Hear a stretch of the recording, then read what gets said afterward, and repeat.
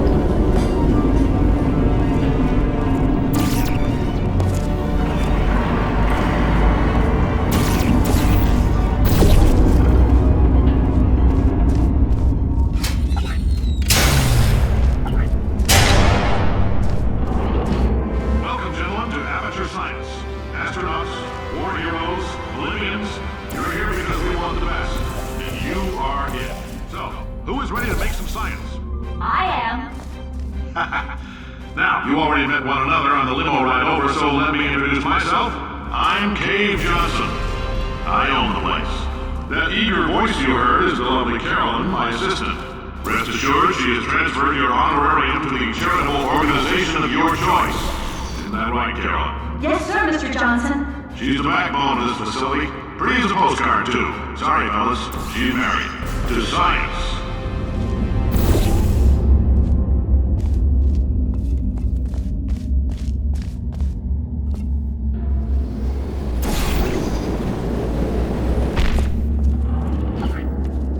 There's 1,000 tests performed every day here in our enrichment spheres. I can't personally oversee every one of them, so these pre-recorded messages will cover any questions you might have and respond to any incidents that may occur in the course of your science adventure. Your test assignment will vary depending on the manner in which you have bent the world to your will. Those of you helping us test the repulsion gel today, just follow the blue line on the floor.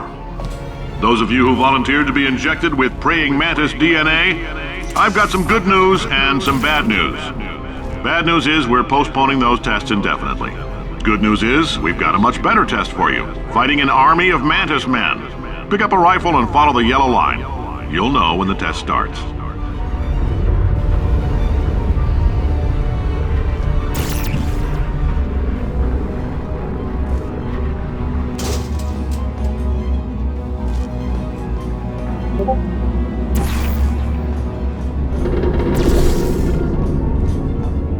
Just a heads up, we're going to have a superconductor turned up full blast and pointed at you for the duration of this next test. I'll be honest, we're throwing science at the wall here to see what sticks. No idea what it'll do. Probably nothing. Best case scenario, you might get some superpowers. Worst case, some tumors, which we'll cut out.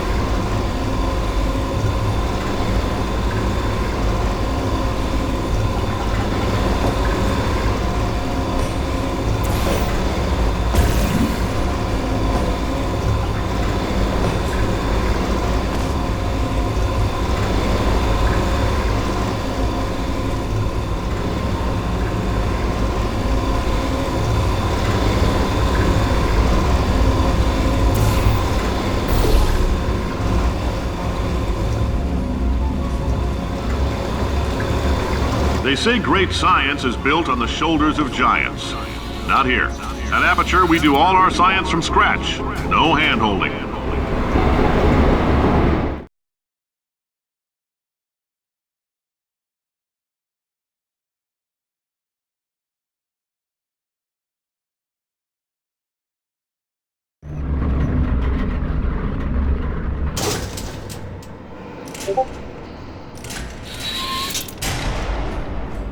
All right, let's get started.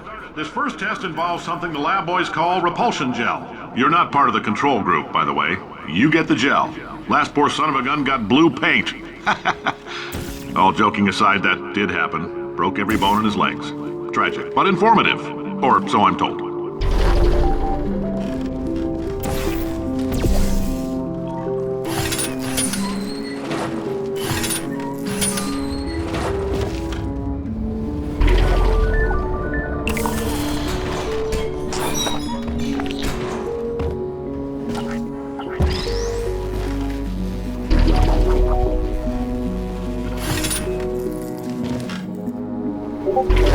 The lab boys just informed me that I should not have mentioned the control group. They're telling me I ought to stop making these pre-recorded messages. That gave me an idea. Make more pre-recorded messages. I pay the bills here, I can talk about the control group all damn day.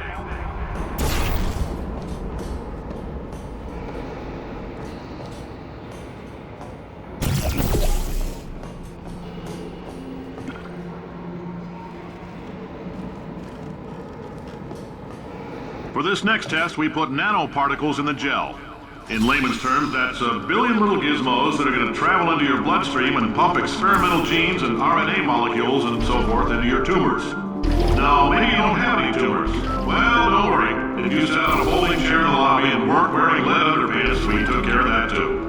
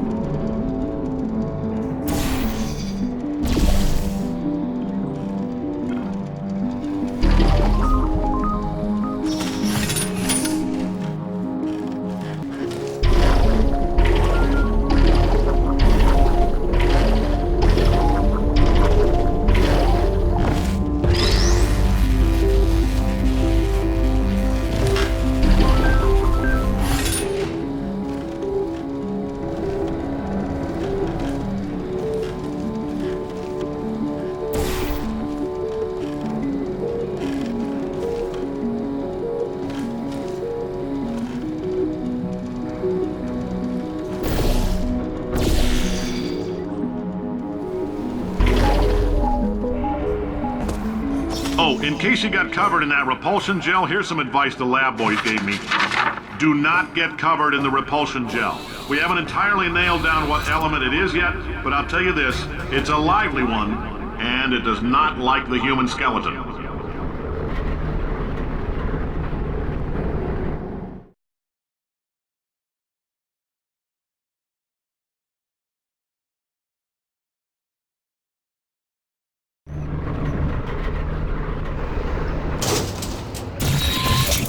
All these science spheres are made of asbestos, by the way. Keeps out the rats.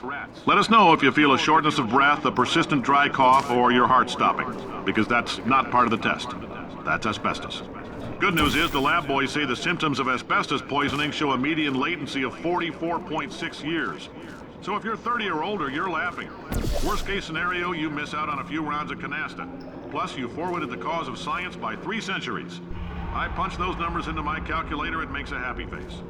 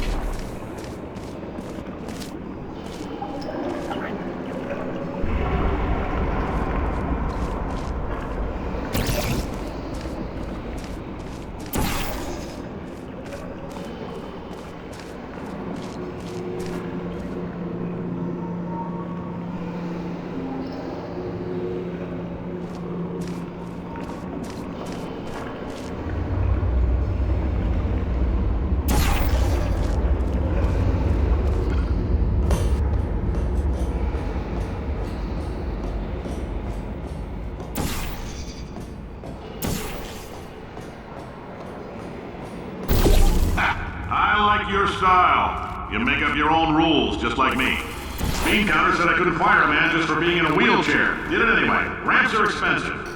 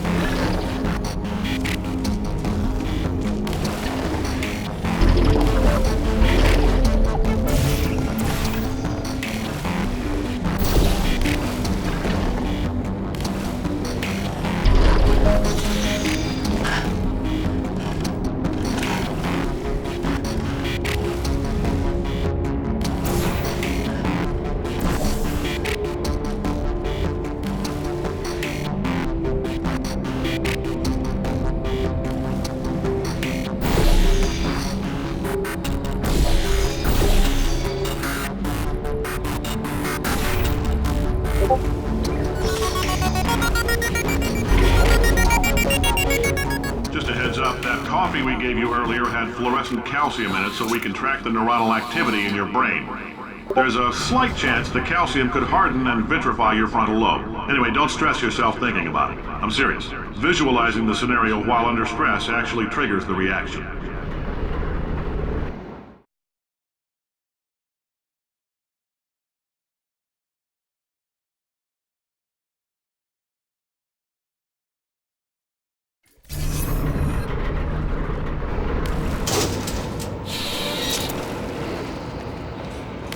Now, if you're part of control group Kepler-7, we implanted a tiny microchip about the size of a postcard into your skull. Most likely you've forgotten it's even there. But if it starts vibrating and beeping during this next test, let us know.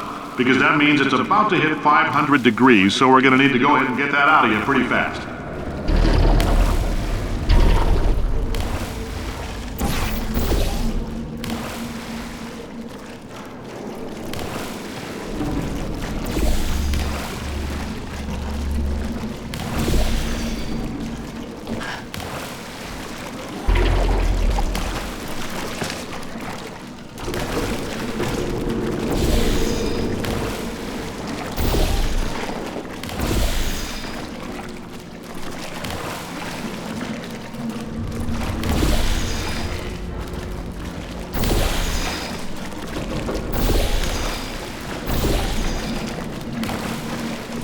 I'm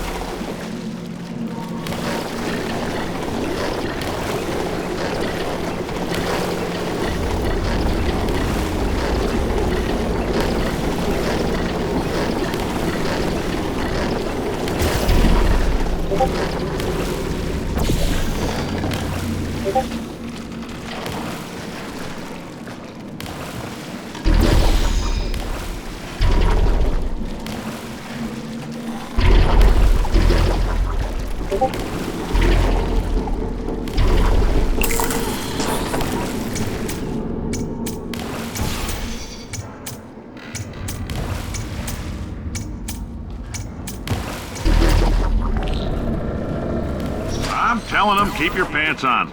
All right, this next test may involve trace amounts of time travel. So, word of advice, if you meet yourself on the testing track, don't make eye contact.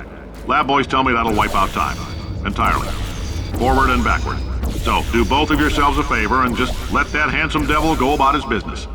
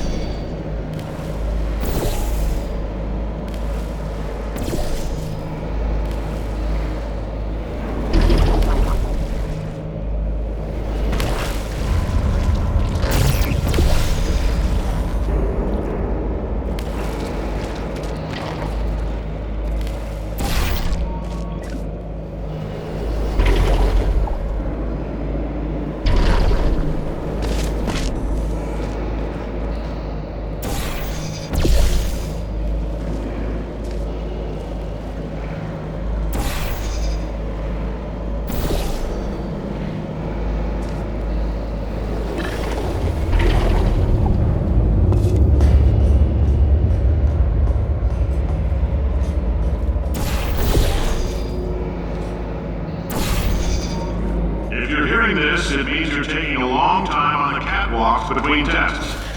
The lab boys say that might be a fear reaction.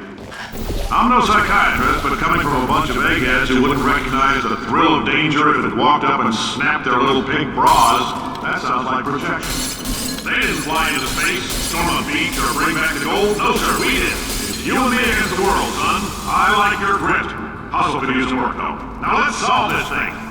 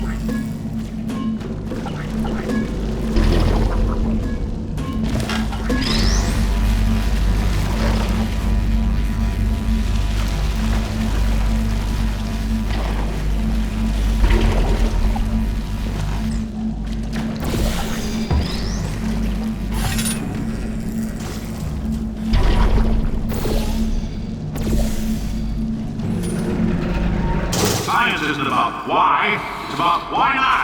Why is so much of our science dangerous? Why not marry safe science if you love it so much? In fact, why not invent a special safety door that won't hit you on the butt on the way out because you are fired? Now you test subject, you're doing fine.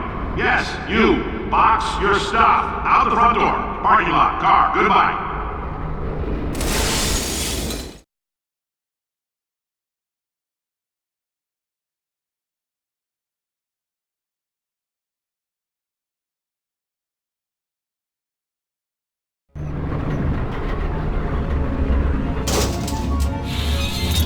Congratulations! The simple fact that you're standing here listening to me means you've made a glorious contribution to science. As founder and CEO of Aperture Science, I thank you for your participation and hope we can count on you for another round of tests. We're not going to release this stuff into the wild until it's good and damn ready, so as long as you keep yourself in top physical form, there'll always be a limo waiting for you. Say goodbye, Carolyn. Goodbye, Carolyn. She is a gem.